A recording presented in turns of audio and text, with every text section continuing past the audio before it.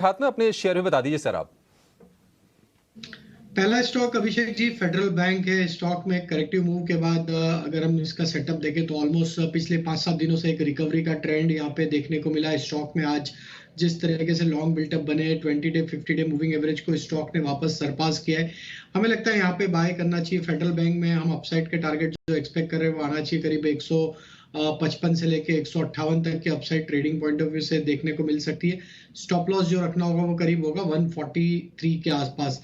जो दूसरा स्टॉक यहाँ पे हमें अट्रैक्टिव लग रहा है वो है इंडिगो का। इंडिगो में देखें तो लोअर साइड से एक अच्छा बेस बनाने के बाद स्टॉक में जिस तरीके से रिकवरी बनी है, स्टॉक में लोअर साइड पे 2500 के आसपास एक अच्छे बेस बने और स्टॉक में वापस एक स्ट्रेंथ लौटते हुए दिखी। 50 डे 100 डे मूविंग एवरेज को कंफर्टेबली स्टॉक ने होल्ड आउट किया है। हमें लगता है इंडिगो को यहाँ पे बाय किया जा सकता है। अपसाइड के टारगेट यहाँ पे 2650 से 2670 तक आते हुए दिख सकते हैं। स्टॉप लॉस होगा करीब 2530 के आसपास। तीसरा स्टॉक जो बाय करना है वो ऑयल एंड गैस सेगमेंट से ही गेल को यहाँ पे हम बाय करने की सलाह देंगे। स्टॉक में एक जो करेक्टिव मूव था, ऑलमोस्ट स्टॉक का जो करेक्टिव मूव था वो अरेस्ट होते हुए दिखा ऑलमोस्ट 100 डे मूविंग एवरेज से, और वहां से जिस तरीके से रिकवरी बनी अब स्टॉक वापस कंफर्टेबली 50 डे मूविंग एवरेज के ऊपर लास्ट 3 ट्रेडिंग सेशन से सस्टेन करते हुए दिख रहा है। गेल में हम यहाँ एक्सपेक्ट कर रहे हैं टारगेट आना चाहिए 134 136 की तरफ। स्टॉप लॉस होगा करीब 121 के आसपास। मौके कहां पर दिख रहे हैं आपको? जी बिल्कुल, आज मेरी तरफ से 2 ट्रेडिंग कॉल्स रहेगी। सबसे पहला यहाँ पे जो स्टॉक मुझे पसंद आता है तो क्लीन साइंस का है। स्टॉक जो है वो अपना ऑलरेडी एक स्ट्रेंथ दिखा रहा है। हम पिछले कुछ सेशंस में देख रहे हैं कि कॉन्स्टेंटली डिस्पाइट एक वॉलेटाइल मूवमेंट स्टॉक यहाँ पे पॉजिटिव क्लोज कर रहा है।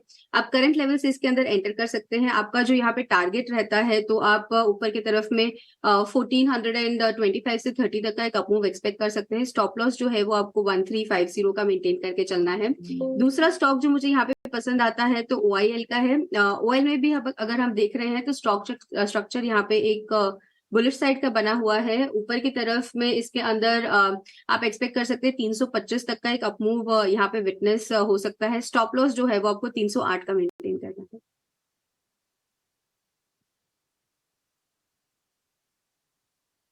ये 2 शेयर ऑयल एंड गैस में आज हम देख रहे हैं कि वैसे भी एक्शन है, खासतौर से ऑयल मार्केटिंग शेयरों में अच्छी रौनक आज है क्योंकि क्रूड थोड़ा सा न सिर्फ दायरे में आया है बल्कि थोड़ा सा नरम हुआ है और कहने की $85 के आसपास एक बेस फॉर्मेशन की कोशिश हो रही है। ऑयल इंडिया 325 का टारगेट ध्वनि की तरफ से, ये एक और शेयर आप जोड़ लीजिए अगर आपके पास ऑयल एंड गैस में पोजीशन है तो। रुचित, आपके लिस्ट में कौन से शेयर है, आप क्या ट्रेड करने की सलाह देंगे? Very good afternoon to everyone. 2 stocks है जहाँ पे खरीदारी की सलाह रहेगी। पहला स्टॉक है सन फार्मा, जो एक अच्छे कंसोलिडेशन के ब्रेकआउट के जस्ट वर्ज पर है और जैसे हमें आज वॉल्यूम्स अच्छे होते हुए देखे, इवन हम ऑप्शन सेगमेंट्स में देखेंगे तो जो कॉल राइटर्स थे उनकी थोड़ी बहुत पोजीशंस अनवाइंड हुई है, तो यहाँ पे थोड़ा short covering as well as fresh long built up के चांसेस हमें दिख रहे हैं कि आने वाले नियर टर्म में हो सकता है इस सन फार्मा में। तो करंट लेवल्स पे 1145 के नीचे स्टॉप लॉस रख के सन फार्मा में खरीदारी की सलाह रहेगी 1220 के अराउंड के शॉर्ट टर्म के टारगेट्स के लिए। और OMCs जैसे आपने अभी जस्ट कहा कि जो आउट परफॉर्मेंस OMCs में काफ़ी लंबे समय के बाद में हम ऐसी परफॉर्मेंस OMCs में देख रहे हो, और स्पेशली अगर आप वॉल्यूम्स देखें तो कैश मार्केट के सेगमेंट में वॉल्यूम्स काफ़ी अच्छे हो रहे हैं। So with in the segment HPCL में खरीदारी की सलाह है जहाँ पे ऑलरेडी स्टॉक आज 5.5% ऊपर है, बट अभी भी आज एक अच्छा कंसोलिडेशन का ब्रेकआउट अच्छे वॉल्यूम्स के साथ में हुआ है। सो यहाँ पे हमें लग रहा है कि आउट परफॉर्मेंस आगे और कंटिन्यू रहेगी।